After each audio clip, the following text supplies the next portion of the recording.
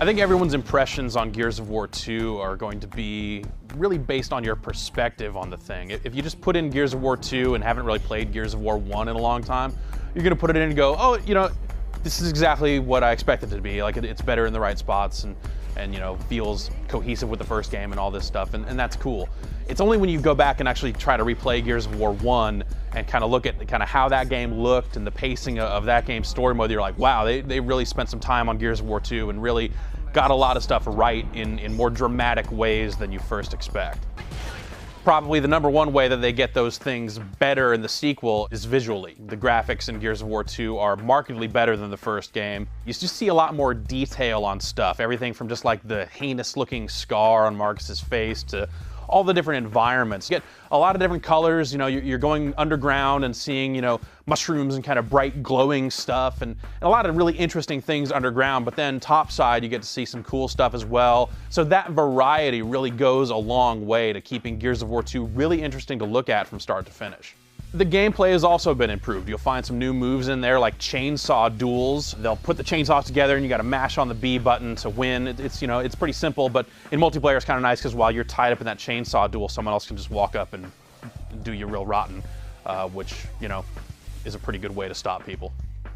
You'll also find some new weapons in there, such as a flamethrower. The game also has heavy weapons like a mortar cannon that you can kind of drop down and rain down death from above. There's also a chain gun that you can kind of mount on cover and turn the little crank and he'll shoot it and you just lay waste to dudes. You'll also find new moves such as the ability to take hostages. You kind of pick up guys and use them as meat shields, the game calls it, and you'll kind of walk around with a guy in front of you and walk around with a pistol. It pretty much makes you invincible until that guy takes so many bullets that he's not really useful anymore and you have to drop him and kind of continue on.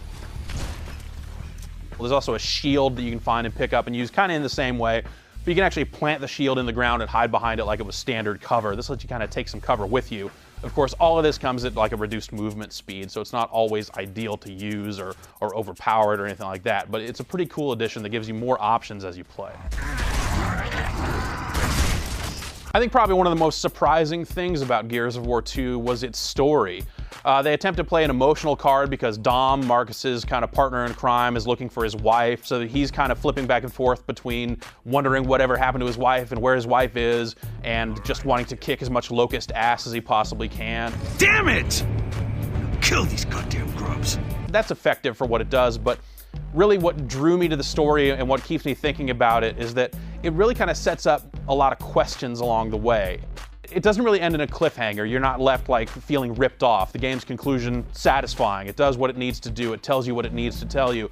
But at the same time, there's a lot of things you can kind of infer based on things that you see and all that it really left me wanting to know more about the world, how this war started, who are these guys really, what's really going on. I almost want to read the book. In terms of modes, the game does have its campaign mode that you can play by yourself or with a friend, either locally via split screen or over Xbox Live.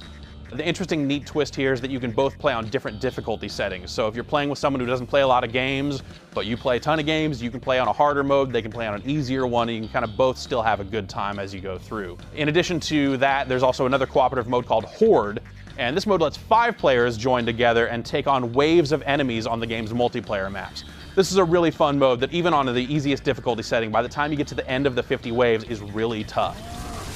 Horde mode also seems designed to ensure that players who aren't going to play the game's competitive multiplayer for whatever reason get something out of these maps. Let's face it, Gears of War 1 eventually became overrun with people who were really, really good at the game.